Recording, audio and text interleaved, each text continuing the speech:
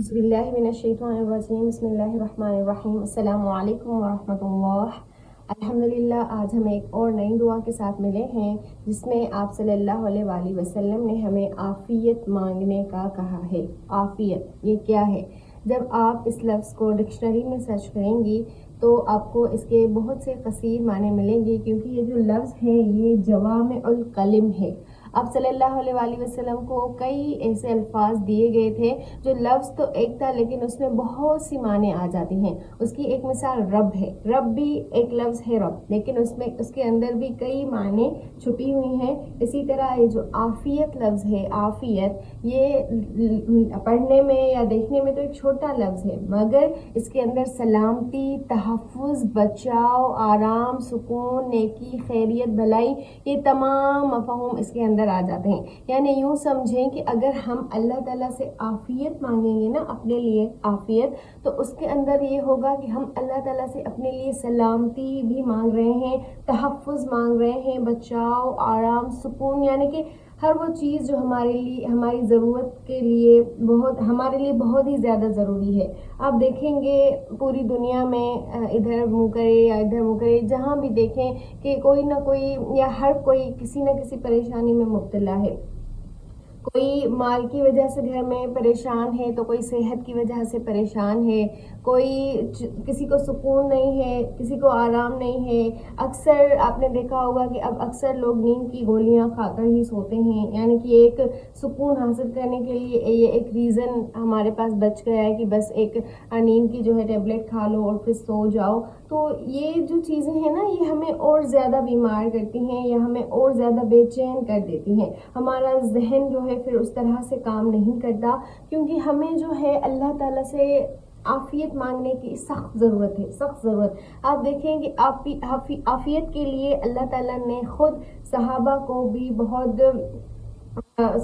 भी कहा है कि तुम अल्लाह ताला से आफ़ियत मांगा करो ना। जैसे हज़रत अब्बास बिन अब्दुल मुत्तलिब है, वो आप सल्लल्लाहु अलैहि वसल्लम के पास एक मरतबा आए, और हज़रत अब्बास आप सल्लल्लाहु अलैहि वसल्लम के चचा थे। वो आप सल्लल्लाहु अलैहि वसल्लम के पास आए और कहा कि ए अल्लाह के रसूल, मैं अल्लाह से किस बात का सवाल करूं, यानी वो कौन सी चीज़ है जो मैं अल्लाह से मांगूं। तो आप सल्लल्लाहु अलैहि वसल्लम ने उन्हें कहा कि तुम अल्लाह से आफ़ियत मांगो, तुम अल्लाह से आफ़ियत का सवाल करो। फिर हज़रत अब्बास आप सल्लल्लाहु अलैहि वसल्लम के पास दूसरी मरतबा आए, फिर तीसरी मरतबा आए कि मुझे कुछ ऐसा बताएं जो मैं अल्लाह ताला से मांगूं। तो हज़रत अब्बास को आप सल्लल्लाहु अलैहि वसल्लम ने जवाब दिया कि तुम अल्लाह से उसकी आफ़ियत मांगो। 3 बार ही आप सल्लल्लाहु अलैहि वसल्लम ने उन्हें अल्लाह से आफ़ियत मांगने का कहा, क्योंकि ये एक ऐसी चीज़ है कि अगर हमें आफ़ियत मिल गई तो हमें ये तमाम भलाइयाँ मिल गई, हमें हर खैर मिल गई, हमें हर सुकून और आराम मिल गया।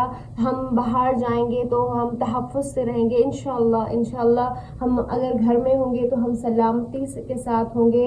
हमारे बच्चे या फिर हमारा घर या फिर हमारी दुनिया और हमारी आखिरत, उसमें हमारे लिए सुकून और बचाव और ढेर सारी नेकियां होंगी।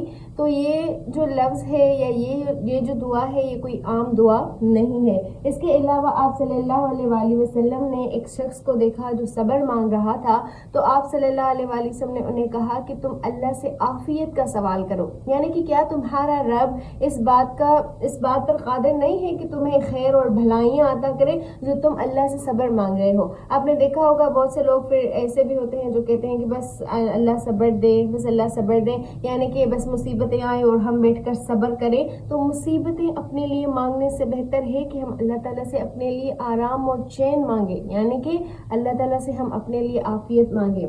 एक बार आप सल्लल्लाहु अलैहि वसल्लम एक शख्स उनकी इयादत करने के लिए गए, जो यानी कि एक सहाबी थे जो कि बहुत बीमार थे। जब आप सल्लल्लाहु अलैहि वसल्लम उनके पास गए तो उनकी जिस्मानी हालत बहुत कमज़ोर थी। आप सल्लल्लाहु अलैहि वसल्लम ने उनसे कहा कि क्या तुम अल्लाह से अपने लिए आफ़ियत नहीं मांगते, क्योंकि आफ़ियत के अंदर जो है वो सेहत भी छुपी हुई है। हमारे जिस्म में जो तवानाई और क़ुव्वत होती है, जिसकी वजह से हम कमज़ोरी से या सुस्ती से बच जाते हैं, तो ये भी आफ़ियत के अंदर आ जाती है, यानी कि सेहत। तो यूँ समझें कि बस आफ़ियत एक कसीरुल मानी लफ्ज़ है जिसके अंदर बहुत सी भलाइयाँ आ जाती हैं, बहुत खैर आ जाता है। अल्लाह से जितना हो सके आफ़ियत मांगा करें।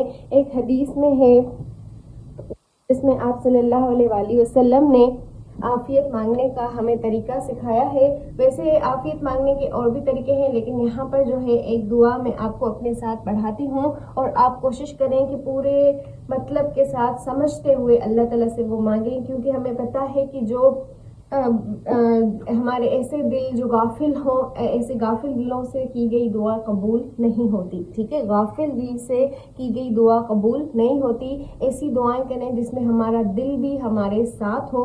تو آپ صلی اللہ علیہ وآلہ وسلم کی ایک حدیث ہے، سنن ابن ماجہ حدیث نمبر 3851 میں ہے، آپ صلی اللہ علیہ وآلہ وسلم نے فرمایا، اللہم اے اللہ، اللہم اے اللہ، انی یقیناً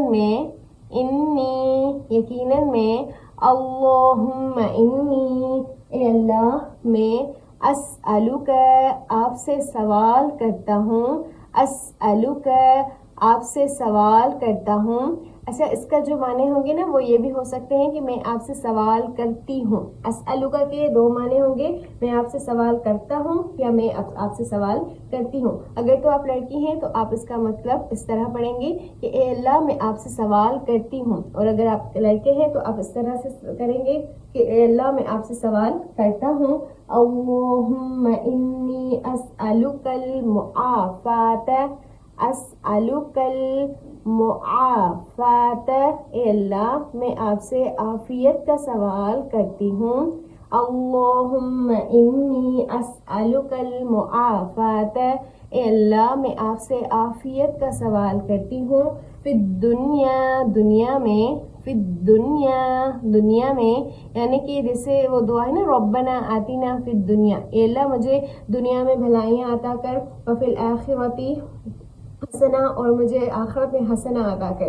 تو یہ بھی اس طرح کی ہی دعا ہے کہ مجھے عافیت عطا کرے دنیا میں بھی، والآخرہ اور آخرت میں بھی، کیونکہ اگر دنیا جو ہے بھاری ہو گئی اور دنیا میں تنگ دستی ہو گئی یا دنیا میں فکر و فاقہ ہو گیا تو ہو سکتا ہے کہ یہ چیزیں ہمیں اللہ تعالیٰ کی نافرمانی کی طرف لے جائیں، یا یہ چیزیں جو ہے ہمیں کفر کی طرف لے جائیں۔ تو دنیا میں عافیت رہے، یعنی دنیا میں ہم سکون اور چین سے رہیں تاکہ ہم اللہ تعالیٰ کی بہت سی عبادت کر سکیں، دنیا میں ہم صحت کے ساتھ رہیں تاکہ ہم اللہ تعالیٰ کو اچھے سے یاد کر سکیں۔ تو اللہ تعالیٰ ہمیں دنیا میں بھی عافیت عطا کر، والآخرہ اور آخرت میں بھی۔ آخرت میں عافیت کیوں؟ کہ آخرت میں بھی عافیت ضروری ہے کیونکہ ہم اکثر دعائیں جو ہے وہ دنیا کے لیے مانگتے ہیں، آخرت ہمیں ہر وقت یاد نہیں رہتی۔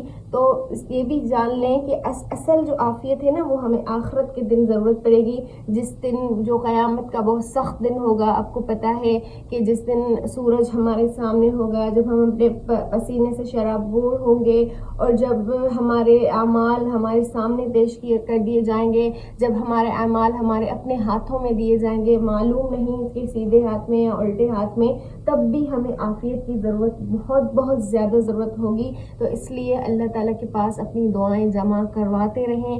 اللہ تعالیٰ کبھی بھی آپ کی دعائیں اور میری دعائیں ضائع نہیں کریں گے۔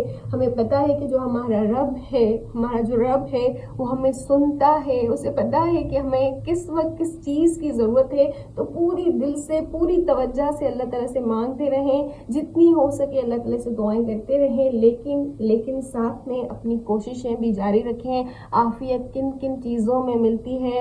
عافیت اللہ تعالیٰ کی ناراضگی سے نہیں ملتی۔ اگر ہم اللہ کو ناراض کرتے رہیں اور بیٹھ کر عافیت بھی مانگیں تو ہو سکتا ہے کہ اللہ تعالیٰ دیں، اللہ تعالیٰ مہربان ہیں، لیکن پھر ہمیں بھی تو شرم آنی چاہیے نا کہ جس رب کی ہم اتنی نافرمانی کرتے ہیں ہم اس رب سے مانگیں، تو ہم اس رب کی فرما برداری بھی کریں، ہم اس رب کو راضی بھی کریں، اور ساتھ ساتھ اس رب سے دعائیں بھی مانگتے رہیں اور اللہ سے اس کی عافیت مانگیں۔ عافیت مانگنے کی ایک اور دعا بھی ہے جس میں آپ صلی اللہ علیہ وسلم نے فرمایا، اللہم انی اسألک العفو والعافیت، اے اللہ میں آپ سے عفو اور عافیت کا سوال کرتی ہوں۔ عفو کے معنی ہے معافی، محبت سے معاف کر دینا، یعنی اے اللہ مجھے محبت سے معاف کر دیں۔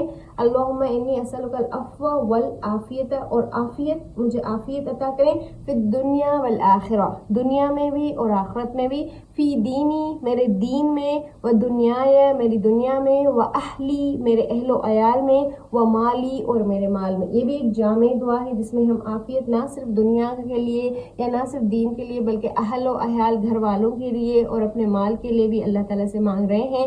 تو جس طرح کی بھی دعا ملے آپ کو جس میں عافیت کا ذکر ہو وہ اللہ تعالیٰ سے الگ الگ طریقے سے الگ الگ الفاظ سے مانگتے رہیں, لیکن یہ ضرور بھی خیال رکھیں کہ یہ الفاظ آپ صلی اللہ علیہ وآلہ وسلم کے ہیں یا نہیں ہیں, یا آپ صلی اللہ علیہ وسلم نے عافیت کن کن الفاظ میں مانگی ہے. تو اللہ تعالیٰ ہماری دعاؤں کو قبول کرے اور اللہ تعالیٰ ہمیں ایسے ہی جوڑے رکھیں. پھر ہم ملیں گے ایک اور نئی دعا کے ساتھ, تب تک کے لیے السلام علیکم.